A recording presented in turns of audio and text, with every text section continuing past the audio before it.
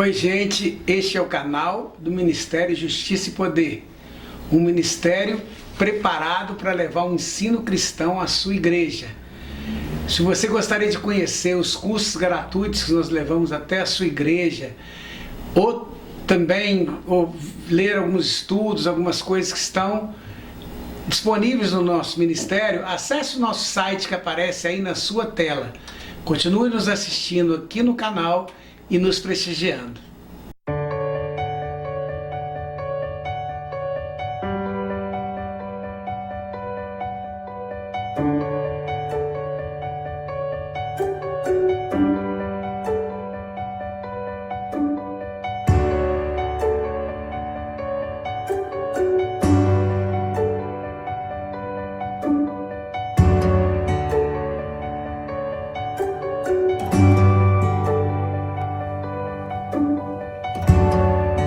Vamos à pergunta de hoje. A pergunta de hoje é da pastora Lilian e da Rafaela Medeiros. Em Romanos 16:7, saudai a Andrônico e a Júnias, meus parentes e companheiros na prisão, os quais se distinguiram entre os apóstolos e foram antes de mim em Cristo. Júnias, desse texto, é homem ou mulher? Sendo mulher, ela era de fato apóstola? Isso não seria evidência das escrituras sobre a validade do ministério pastoral feminino na igreja local? O ministério feminino dentro da igreja é bíblico? A mulher pode ou não pode pregar? Então nós vimos aí duas perguntas em relação a uma questão. Lá no início do nosso trabalho aqui no YouTube, nós chegamos a falar um pouco sobre isso, sobre o ministério feminino, né? E aqui novamente surge essa pergunta. E primeiro a reflexão Andrônico e Júnior eram apóstolos, estavam antes de Paulo em Cristo, né? E até porque isso é quase que obrigatório. O próprio Paulo se apresenta como o último dos apóstolos, ou seja, ninguém poderia ser apóstolo se não tivesse antes de Paulo em Cristo. A discussão primeiro aí é se o nome é Júnia, que é um nome feminino, ou Júnias, que é um nome masculino. E na realidade, alguns manuscritos antigos trazem realmente Júnia, o nome feminino, o que levaria a crer que estamos tratando de uma apóstola, ou de uma mulher que tenha sido apóstola. Essa, então, a primeira questão que nós vamos levantar aqui. A questão do ministério feminino, ela é muito questionada, muito discutida, por causa de dois textos bíblicos que nós vamos ver aqui. O primeiro desses textos está lá em 1 Coríntios,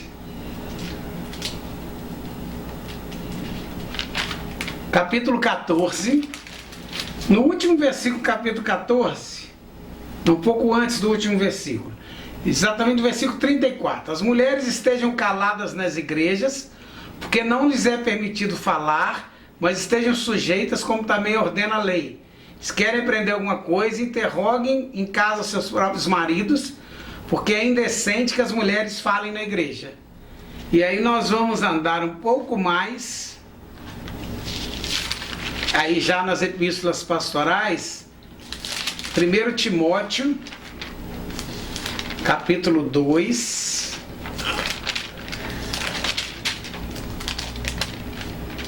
Timóteo capítulo 2,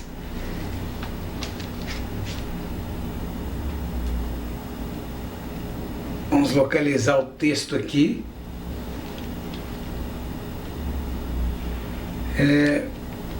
Em que Paulo vai também trabalhar essa questão da mulher ensinando na igreja. Vamos localizando o texto aqui.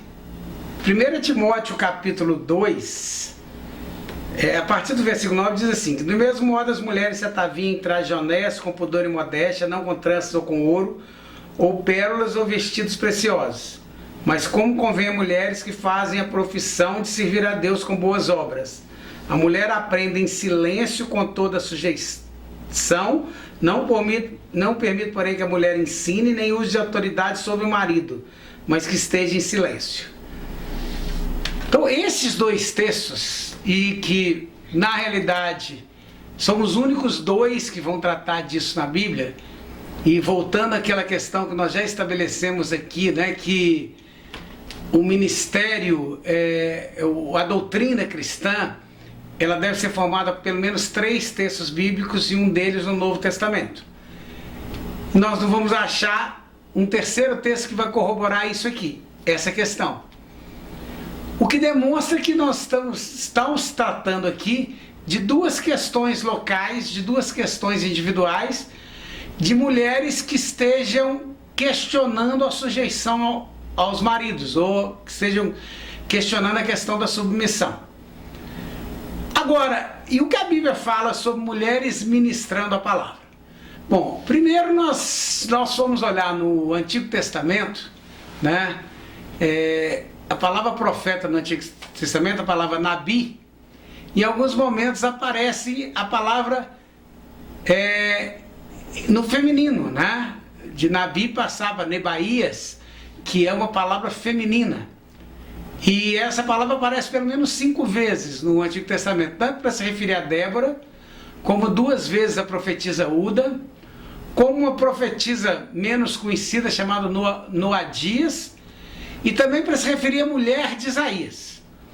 Ou seja, o ministério profético existia normalmente no Antigo Testamento, tanto para homens como para mulheres. Então, além desses 5 textos bíblicos que nós vamos falar de profetismo no Antigo Testamento, no Novo Testamento nós também vemos textos que vão tratar de mulheres profetizando. Logo no início, quando Jesus ainda é criança, a gente encontra a profetisa Ana.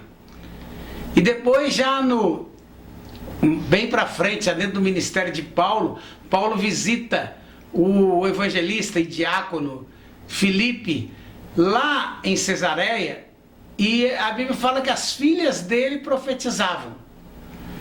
Então, mulheres profetizam na Bíblia em todo o tempo. E não existe mulher que profetiza calada ou homem que profetiza calado. Nem profeta não profetiza calado, né? O profeta tem que entregar a mensagem, tem que profetizar, falando. Então, é claro, biblicamente, que nós vemos um ministério profético entre mulheres. Há outras questões que a Bíblia apresenta a esse respeito, além do caso de Júnia aí como apóstola. É o caso, por exemplo, por que o nome de Priscila normalmente vem antes de Áquila na Bíblia? O nome da mulher antes do marido. Não é por uma questão de colocar a mulher como superior ao marido. Isso não cabe na doutrina bíblica e não cabe na doutrina paulina. Mas o fato do nome da mulher aparecer antes, né, em alguns estudos do passado, por exemplo, existe uma dissertação de PhD na Universidade de Yale, feito por um acadêmico chamado Mellen Flory, que ele vai trabalhar lá entre os escravos, né, que muitos escravos eram libertos. Então, quando o nome da mulher aparecia antes, era porque a mulher tinha sido liberta antes do homem. Então ela tomou uma posição superior. E alguns então vão defender, então talvez seja esse o caso. Não há base bíblica para que nós possamos entender Priscila ou Áquila como ex-escravos, ou como libertos, ou como Priscila, alguém foi liberta antes. O que me parece claro aí é uma questão ministerial mesmo. Há um destaque para Priscila na questão ministerial. Priscila era líder e era ministra do Evangelho. O outro caso que nós vamos ver nesse mesmo texto, que foi citado aqui na pergunta, que era o texto lá de Romanos 16, quando Paulo vai falar de Febe, de uma mulher chamada Febe. E há nesse texto, né, recomendo, pois, Febe está no versículo 1, nossa irmã, a qual serve na igreja que está em Secreia. Aí fica aquela pergunta, mas servir na igreja, tudo bem, a mulher só não pode ministrar. Só que a palavra que está sendo traduzida como serve aqui, é uma palavra que significa preside na igreja que está em Secreia. Ou seja, era uma mulher que era líder numa igreja.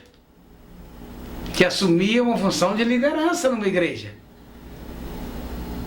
Então, vendo esses muitos exemplos, nós podemos dizer que o ministério feminino existe na Bíblia, é defendido pela Bíblia, e que nas próprias cartas paulinas, homem e mulher são colocados em posições iguais, né?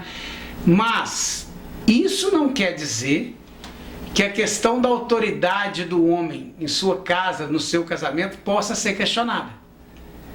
Esse é o único caso em que a mulher não deve ou não pode ministrar na igreja. Quando essa mulher não reconhece a autoridade do seu marido na sua casa, na sua família.